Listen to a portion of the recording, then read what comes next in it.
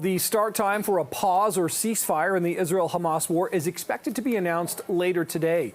Israel's cabinet has approved the deal with the Hamas terrorist group that will bring a temporary halt to the devastating war that has stretched out for more than 6 weeks now. It will see dozens of hostages released in exchange for Palestinians from Israeli prisons. Qatar mediated the deal, said the starting time for the ceasefire would be announced within 24 hours.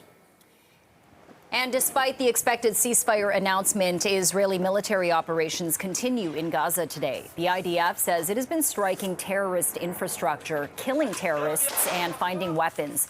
The war erupted on October 7th when several thousand Hamas terrorists burst across the border into Israel, killing at least 1,200 people and taking 240 hostages. Since then, the Gaza Health Ministry has reported nearly 13,000 deaths, although they say they are losing the ability to count the number of dead.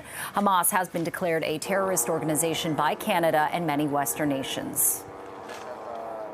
And a spokesperson with the Israeli Defense Forces says the military doesn't know details of the agreement right now, and troops will keep fighting Hamas until they're told not to.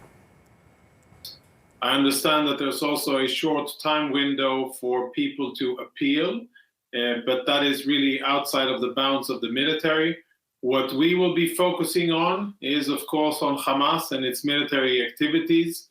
Until we will be told to do so by the Israeli government, we will continue fighting Hamas. And when such a deal will come into effect, we will respect that. But we will be very vigilant on the ground because we have bad experiences with Hamas from 2014 when they violated an internationally brokered ceasefire. So we know that we will have to be vigilant on the ground as we see this unfold.